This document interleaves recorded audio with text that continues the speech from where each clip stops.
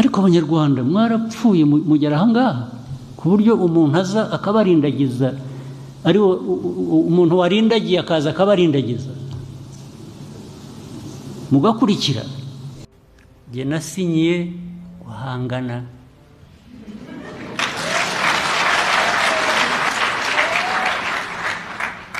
muri ubwo niba ari ikosa mwakoze muzaryishutse, ariko aho mwagiye kungirira umuyobozi wanyu mukanshyira hariya muri stade mukandahiza, buriya mwandahizaga ngo mpangane mbahanganire. Jewe nta nsengero nafungura n'ibyo dukora tubikora nyine byose kugira ngo abantu nayo insengero.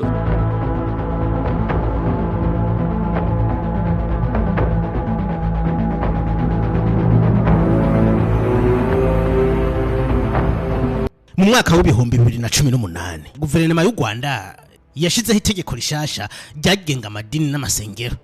Muri iri tegeko amasengero yose yategerezwa kuba yanditswe muri Rwanda Governance Board, kandi inyubakwa zayo zose zikaba zujuje ibisabwa ku mutekano n'isuku ry'abayasengeramo.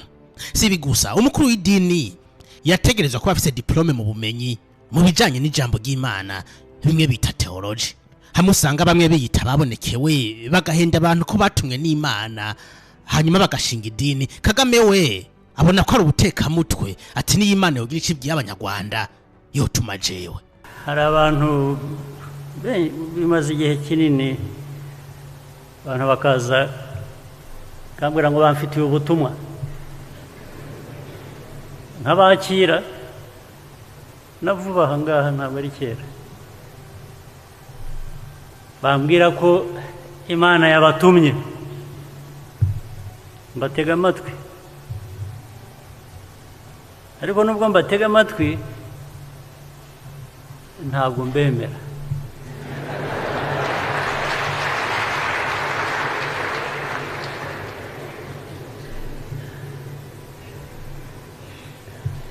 Ndetse simbibabwira ariko bavaho bazi ngo ndavuga ngo urabeshya uri umunyakinyoma. Mubo Imana yatuma mu by'ukuri n'igihe abanza guhera.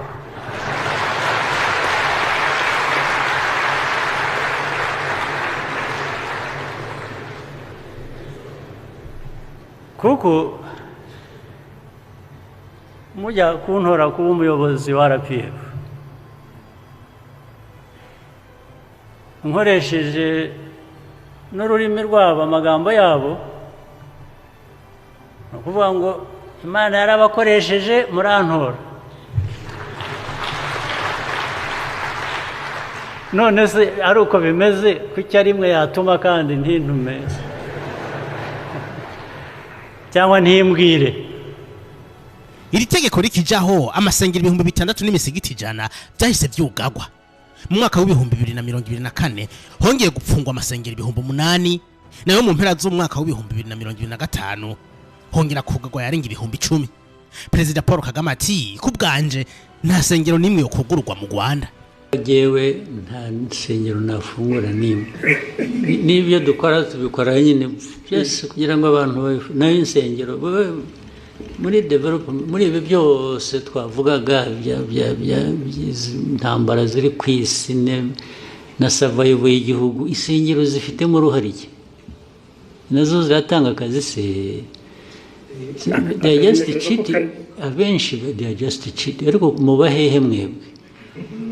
Ngewe ibyo mbona ko ari abantu huzuyemo ububande gusa, kurwana n'ababande bari mu churches nabyo nta mpuhwe mbifitiye na busa rwose.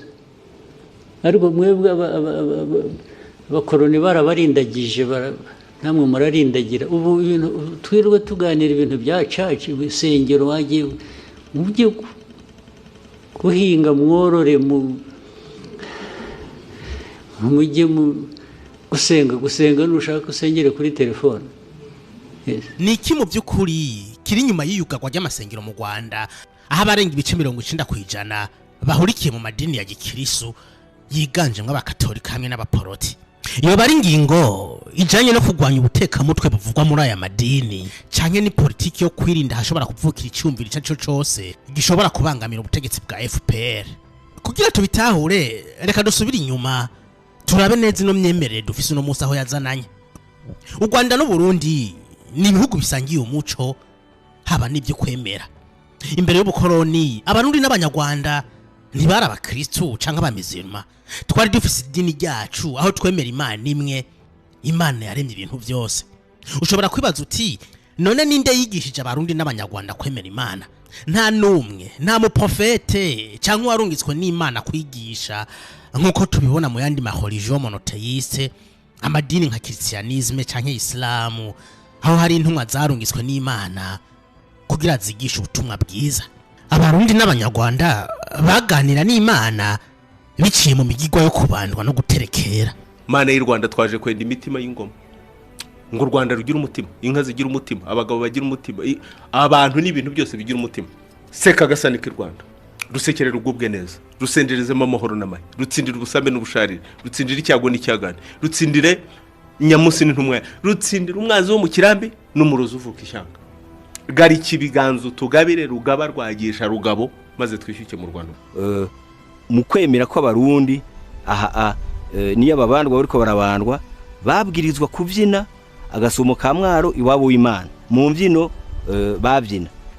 Kandi cyo nagomba ndababwire kandi nuko amazi asuma muri umugigo wo kubandwa yarafise ikibanza gihambaye. Ako gasumo ka mwaro rero niko ka mbere mu mazi yasuma ababandwa bemera.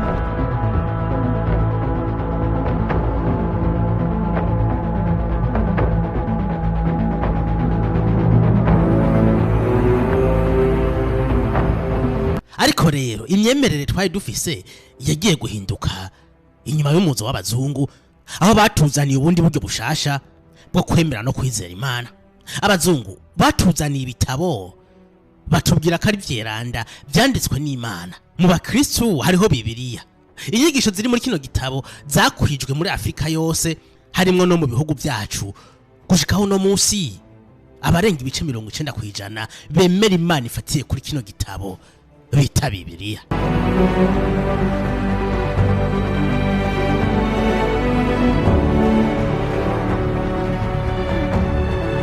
Hano hari ikintu gikomeye.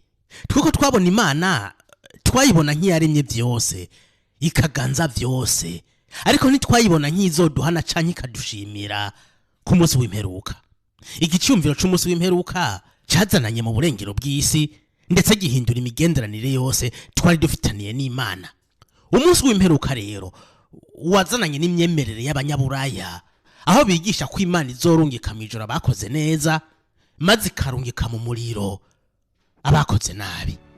Kuva ubwo twatanguye gutinya Imana, amasengero aragwira, abarongozi b'amadini nabo bafatira muri ubu bwoba gushika naho gushinga idini bihindura intumbero yo kwigisha Imana, ahubwo biburudandazwa no kwesikoroka abantu.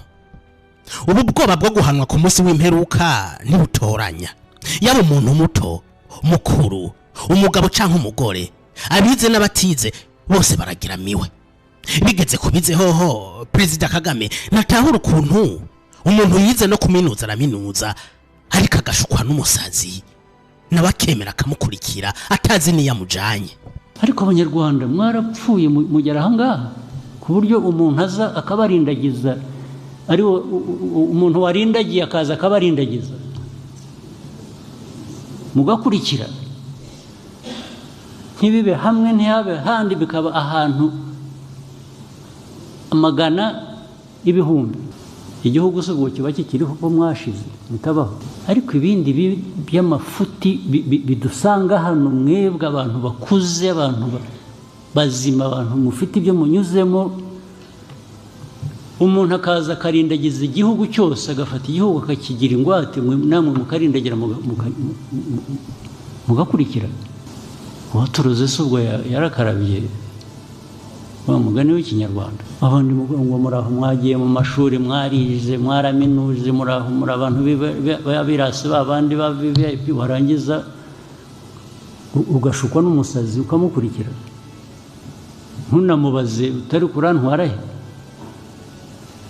ariko handi muranabizi hari nabo bicaga hari nubwo abantu bica niba mujya mukurikira amakuru simbizi nko mu bindi bihugu umuntu umera cyo w'umusazi agatwara abantu akabatwara abantu benshi magana ngaho akababwira ibyo bakora akababuza kurya akababuza gufata iki akababuza kugira gute abantu bagapfa murabizi murabumva murabikurikira cyangwa n'ibyo mpimba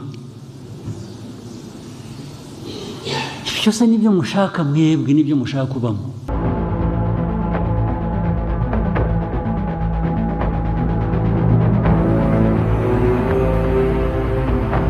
harabibaza bati mu by'ukuri abanyafrika dusenga Imana kubera urukundo tuyikunda canke harimo bwirobetsi ubujyajya n'ubusuma hari n'abandi bavuga ko kubera ubukene biganje mu miryango myinshi ya Afrika kenshi twitura Imana nk'ubuhungiro bw'imibabaro y'ubuzima bita refuge psychologique. Perezida Kagame we ntatahura ukuntu igihugu gikenye gishobora kugira amasengero 10,000 hakugwiza amashuri amavuriro n'ibindi byo giteza imbere.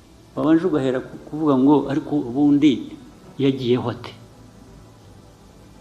amakanisa cyangwa niki ukabona amakanisa mu Rwanda ngo amakanisa bafunze ibihumbi amakanisa ibihumbi niki mwarwaye iki koko abanyarwanda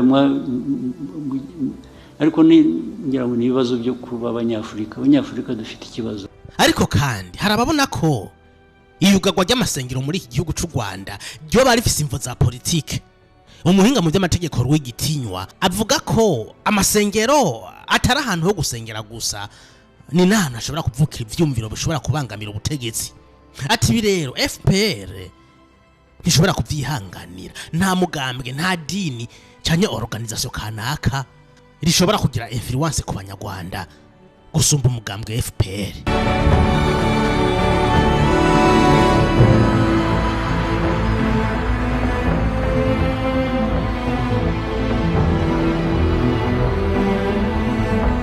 Paul Kagame n'umugambwe wa FPR bamaze ku butegetsi imyaka irenga 25. Kuva bashika ku butegetsi rero mu nama nshinga amateka nka bose baba bava mu mugambwe w'umukuru w'igihugu. Kiye kuvuga ngo uranyanga kubera ko nakubujije gukora amafuti cyangwa kubera ko nakweretse ko ibintu runaka bidakorwa. Ni nabimenya ko utekereza ko ari ukukwanga ndakumerera nabi. Yes, go ahead and put you right. Takomeza ngushyire ku murongo ahubwo uratuma rwose ibyo bitubwanzi nyine ubyumva ndabikuzanaho ndakugerekaho urusyo. Yes. Absolutely. You have to bear the weight of that. Turageze ku musozo wa video y'uno munsi yagarutse kwiyugagwa ry'amasengero mu Rwanda. Kuri bamwe ni operation yo gukubura kugarada kuje byangombwa nabikika mukiza bakiba abanyarwanda. Ku bandi babona ko ari politike yo kugwanya hashobora kuvukira icyumviro cyari cyo cyose gishobora kugwanya cyanye kigasumbya igikundiro umugambwe FPR. Ndakeneye icyumviro cawe muri commentaire uvyumvira kwiki. Ntiwibagire gufyonda kandi subscribe.